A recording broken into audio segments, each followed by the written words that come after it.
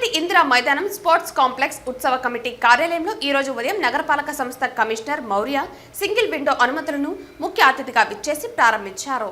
ఈ సందర్భంగా కమిషనర్ మాట్లాడుతూ మట్టి విగ్రహాలని పూజించి పర్యావరణాన్ని కాపాడాలని తెలియజేశారు. సింగిల్ విండో సిస్టంతో పర్మిషన్లు తీసుకుని ప్రశాంత వాతావరణంలో వినాయక చవితిని జరుపుకోవాలని సూచించారు. ఈ కార్యక్రమంలో వినాయక మహోత్సవ కమిటీ సభ్యులు సామంచి శ్రీనివాస్, ఆర్సి మునికృష్ణ, గుండాల గోపీనాథ్, మాగంటి గోపాల్ రెడ్డి, కొండే జంగారెడ్డి, ఎస్వీఎం వెంకటేష్ రెడ్డి, బాబు, వాసు తదితరులు పాల్గొన్నారు. Municipal department, police, electricity department, fire department అన్ని డిపార్ట్మెంట్స్ కోఆర్డినేటెడ్గా ఈ సింగిల్ విండో క్లియరెన్స్ అనేది ఇది గవర్నమెంట్ పై నుంచి ఆదేశాలు కూడా వచ్చాయి కాబట్టి మనం ఆన్లైన్లో సింగిల్ విండో క్లియరెన్స్ పెడుతున్నాం. అలాగే ఒకవేళ ఆన్లైన్ పెడకపోతే ఆఫ్లైన్ కూడా.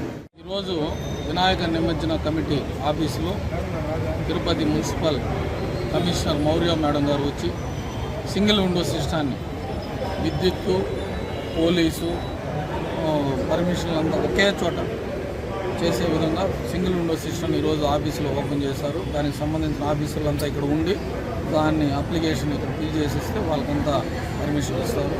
ముఖ్యంగా ఈ గణేష చవితి 7వ తేదీ ప్రతి ఒక్కరూ మట్టి విగ్రహాలనే పూజించాలి. మట్టి విగ్రహాలను పూజిస్తే మనకు అన్ని శుభాలే జరుగుతుంది. మట్టి విగ్రహాల వల్ల ఏ విధమైన హాని కూడా ఉండదు. ఈ రసాయనాలు కొలెస్ట్రాల్ పాలిస్తూ చేసిన విగ్రహాలని వాడితే మన ఎత్తుముడు చెరువులో నిమజ్జనం చేస్తాడు. ఆ చెరువులో ఉన్న జల వాసులు కూడా ఇబ్బంది పడతాయి. దానివల్ల ఇబ్బంది కలుగుతుంది. అందువల్ల ప్రతి ఒక్కరూ మట్టి విగ్రహాలని వాడండి, గణనాథుని ఆశీస్సులు పొందాలి. అలాగే ఎల్లుండికి 5వ తేదీ మధ్యాహ్నం 3 గంటలకి వివిధ ప్రభుత్వ, ప్రైవేటు పాఠశాలల్లో ఉన్న విద్యార్థులు 6 నుంచి 10వ తరగతి వరకు ఉన్న విద్యార్థులు అందరూ వచ్చి సాయంత్రం 3 గంటలకు కచ్చిపోయి ఆడిటోరియం కింద సెల్లార్లో ఈ మట్టిని మేమే ఇస్తాము. ఈ మట్టి విగ్రహాలు వారే తయారు చేసి ఇంటి దగ్గరికి ఎత్తుకుపోయి వినాయక చవితి రోజు పూజించి వారే చేసుకోవచ్చు.